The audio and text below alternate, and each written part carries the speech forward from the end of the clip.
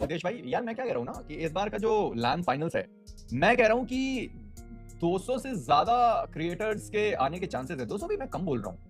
अगर 200 से ज्यादा क्रिएटर्स आ रहे हैं तो आप समझ सकते हो कि कोलकाता में कितनी पब्लिक आएगी। चलो पहले दिन मान लिया थोड़ी सी कम होगी, पर सेकंड और थर्ड डे, पहले दिन भी वैसे ज्यादा हो सकती है। ऐसा नहीं है कि पहले दिन कम होती है, पहले दिन भी हो सकती है। कोलकाता है यार, पास में है, पहुंच जाओगे। तो 200 से 300 क्रिएटर्स अगर आ रहे हैं वहां पर, क्या क्रेजी माहौल हो जाएगा नहीं? क्या हाल है? ऊपर से सोल गॉडल दोनों है। अरे ऊपर से सोल गॉडल दोनों है वो तो बात ठीक है, पर मैं ये कह रहा हूं कि भाई साहब 200 से 300 क्रिएटर्स मायने रखते हैं भाई, मायने रखते हैं। पूरा माहौल वेवी होने वाला है भाई। लेकिन मैं तुम लोगों को एकदम सच्चाई से ये चीज बता रहा हूँ कि दिस इज बैड। ये जो रैंडमली इतने अनाउंसमेंट हो रहे हैं ना कि भैया इसने छोड़ दिया, इसने छोड़ दिया, ये चेंज हो गए, वो चेंज हो गए। और मैं ये सोच रहा हूं कि मेरे को एक बात बताओ, 8-बिट ने ऑफिशियली 8-बिट का जो वो है, क्या बोलते हैं उसको, 8-बिट का ई स्पोर्ट्स पेज है क्या? ब्रूटल बोलते हैं, क्या हाल है? हाँ 8-बिट का है। अच्छा 8-बिट की तरफ से ऑफिशियल अनाउंसमेंट नहीं आया, पर ओमेगा ने अपने इससे अपने खुद के इससे उसने अनाउंस कर दिया कि नॉट अ पार्ट ऑफ 8-बिट। तो ये कैसे हो रहा है? All the creators will like पैसा ही पैसा होगा। नहीं ऐसा नहीं है भाई साहब, ये कैसे हो रहा है? अगर 8-बिट ने फेयरवेल नहीं दिया है तो कोई प्लेयर खुद से कैसे डाल सकता है कि not a part of a team? जैसे लिखिता ने लिखिता ने अनाउंस किया कि चलो ठीक है, नियो का नई सीन है, हो गया, वो ठीक है। पर मैं कह रहा हूं जब तक ऑफिशियली अनाउंस नहीं होता, मेरे हिसाब से तो भाई ये सब नहीं होना चाहिए। मैं ये मान रहा हूं कि दिस इज लाइक क्या, ये आपके लिए एक जॉब के तरीके का है। ये एक जॉब के तरीके का है। हर दूसरे दिन अगर आप इसी तरीके से बोलते रहोगे कि भाई open for opportunities, open for opportunities. अभी कितने दिन खत्म हुए हैं बीजीएस को लेकर? बीजीएस तो अभी तक खत्म भी नहीं हुआ है। इससे आपका ही नुकसान है, किसी और का नुकसान नहीं है। इससे आपका ही नुकसान है। जितने भी सारे प्लेयर्स हैं ना, जो बस इवेंट खत्म होते ही वो सोच रहे हैं कि हम डालेंगे कि ओपन फॉर अपॉर्चुनिटीज, और अगले दिन उनको एक बढ़िया लाइनअप मिल जाएगी और वो खेल लेंगे और बहुत आगे बढ़ जाएंगे। नहीं, ऐसे नहीं होता। आपको थोड़ा बहुत आपको ये सारी चीजों पर ध्यान देना पड़ेगा। आपको थोड़ा प्रोफेशनल तरीके से सोचना पड़ेगा इन सारी चीजों को लेकर। क्योंकि बीएमपीएस में अगर आपके लिए सोचो, ओमेगा इतना अच्छा प्लेयर है, ठीक है, मल्टीपल है। मैं ओमेगा को जैसे इसलिए बोल रहा हूँ क्योंकि मैं 8-बिट से ये एक्सपेक्ट नहीं करता कि वो लोग अगर ऑफिशियली अनाउंस ना करें तो उनके प्लेयर अनाउंस कर दें कि ओपन फॉर अपॉर्चुनिटीज लेफ्ट 8-बिट, ऐसा इसके लिए बोल रहा हूँ क्योंकि वो स्टैब्लिश्ड हैं वैसा।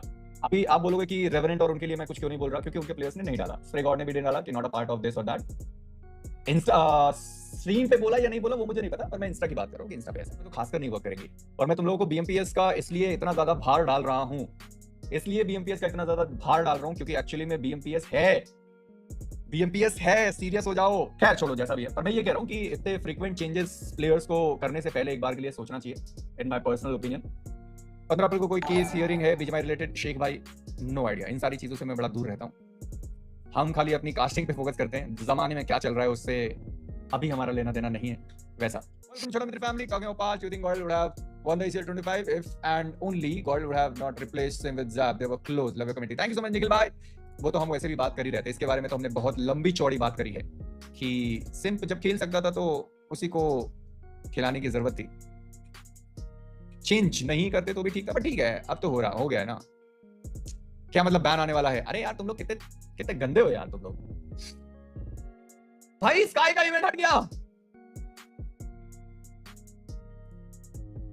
डोंट से मैंने ये स्ट्रीम पे देखा था इसलिए हट गया। क्या उनका डेट कंफर्म नहीं था क्या? भाई उनका डेट वगैरह कंफर्म नहीं था क्या, या क्या सीन? भाई यार मुझे ऐसा क्यों लग रहा है कि अब ये इवेंट ही नहीं हो रहा है। तुमको लगता है कि ये 300 243 ये क्रॉस होगा? लिम्रा नहीं है, न्यूमन फॉरएवर नहीं है, ग्लोबल नहीं है, 8-बिट नहीं है, गॉडलाइक है 144 पर। 144 से 300।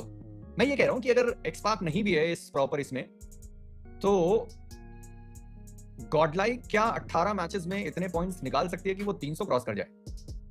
150 150 300, ये 156 पॉइंट चाहिए। यानी 156 टोटल पॉइंट्स उनको निकालने हैं रेवरेंट एक्सपार्क को ऊपर डालने के लिए, तो 156 तो इजी हो जाएगा। हमारा जो बीएमपीएस था, बीएमपीएस में गॉडलाइक के पास 144 था और जिन्होंने जीत हासिल करी थी वो 158 के साथ थे। तो 156 पॉइंट्स निकालने के लिए चैंपियन बनना पड़ेगा और बहुत सारे पॉइंट चाहिए होंगे, पर उसके लिए उन्हें रेकनिंग को पीछे छोड़ना पड़ेगा 243। तो अगर रेकनिंग तो 100 पॉइंट्स तो ऐसे ही निकाल देगी ना, 343। रेकनिंग बीच में फंस जाती है। गॉडलाइक के कितने चांसेस है जीतने के? जशनदीप भाई, मैं दिल से बताना चाहूं तो देखो, मेरा दिल और दिमाग दो तरीके से। दिल से मैं बताऊंगा तो देखो, दिल से बताने के लिए मतलब थोड़ा सा, समझ रहे हैं आप? तो जशन भाई, मैं ये कह रहा हूं कि जो आपने मेरे से सवाल पूछा है कि गॉडलाइक का क्या, ठीक है, कि गॉडलाइक के जीतने के कितने चांसेस हैं या फिर गॉडलाइक जीत सकती है या फिर नहीं, उसके लिए मेरा बस इतना कहना है कि अगर आप मेरे दिल की सुनना चाहते हैं तो मुझे ऐसा लगता है कि गॉडलाइक इस बार ट्रॉफी के साथ कोलकाता से निकलेगी, ऐसा मेरा दिल कहता है। पर मेरा दिमाग कहता है कि VXT है जो ट्रॉफी लेके निकलेगी। दिल और दिमाग के बीच में हम कंफ्यूज्ड हैं, ऐसा सीन है, समझे जशन भाई? अगर अभी आप उनके पर मैप स्टैट्स देखते हो ना, तो पर मैप उनके स्टैट्स यही कहते हैं कि हर एक मैप उन्होंने बढ़िया कर लिया है। पहले ऐसा था कि मिरामार में बहुत ज्यादा स्ट्रगल कर रहे थे, पर एंड के जो मोमेंट्स थे वहां पर मिरामार का मैच भी उन्होंने सुधार लिया। रैंगल और सैनॉक के मैचेस वैसे भी बढ़िया चल रहे थे। मैं इस पे एक वीडियो बनाऊंगा जहां पर मैं मैप वाइज स्टैट्स के बारे में बात कर रहा हूँ, ठीक है? तो मेरा दिमाग कहता है कि VXT, मेरा दिल कहता है कि गॉडलाइक इस बार ट्रॉफी लेकर वो कोलकाता से निकलेंगे। दोस्तों, सबसे पहले और सबसे अच्छी क्वालिटी में टीम गॉडलाइक के हाइलाइट्स एंजॉय करने के लिए चैनल को सब्सक्राइब जरूर करें।